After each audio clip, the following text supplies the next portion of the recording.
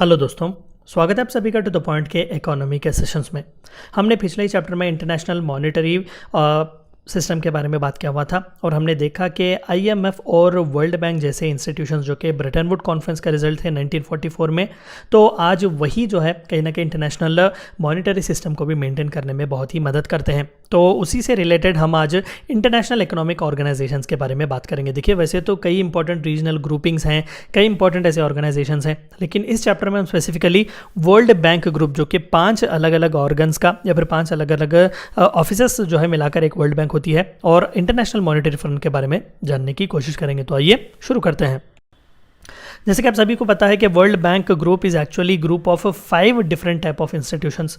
सबसे पहला और सबसे इंपॉर्टेंट है international bank for reconstruction and development.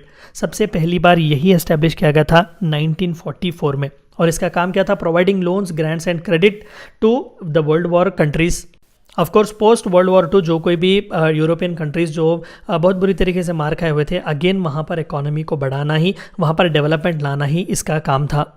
और बाद में इसके मैंडेट को और आगे बढ़ाया गया और इसे third world countries, developing countries को भी फुल फ्लेज्ड बढ़ावा देने की इसे जिम्मेदारी भी सौंप दी गई थी। And yes, India is also member of IBRD।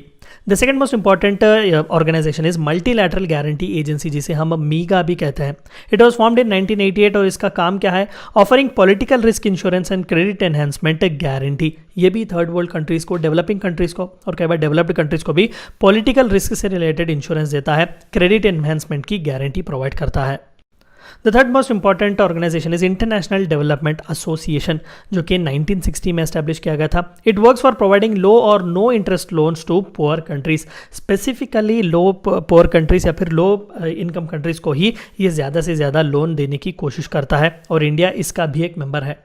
चौथा और सबसे इंपॉर्टेंट है इंटरनेशनल फाइनेंस कॉरपोरेशन, IFC जिसे कहते हैं, जो कि 1956 में सेकंड मोस्ट ओल्डेस्ट इंस्टीट्यूशन है ये वर्ल्ड बैंक का।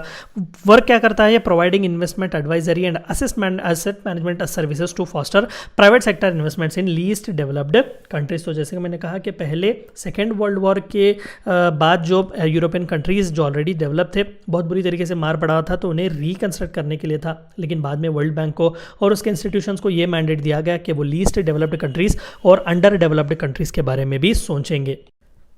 और 5वां सबसे आखिर है international centre for settlement of investment disputes, functions as a dispute settlement institution. 1966 में एस्टैब्लिश किया गया था और जो कोई भी इंटरनेशनल ट्रेड से रिलेटेड डिस्प्यूट्स हो, इंटरनेशनल मॉनेटरी सिस्टम से रिलेटेड डिस्प्यूट्स हो, वो यही डील करता है और इंडिया इसका मेंबर नहीं है।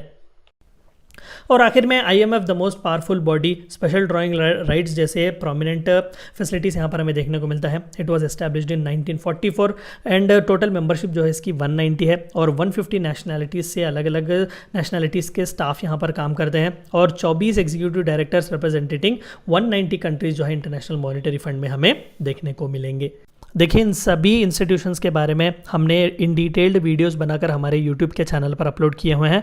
मैं आपसे रेकमेंड करूंगा कि आप वहां पर जाकर इन सभी के बारे में इन डिटेल पढ़ सकते हैं। तो ये थी चंद बातें जो आपको जाननी थी इंटरनेशनल इकोनॉमिक ऑर्गेनाइजेशंस के बारे में। Thank you for watching my video.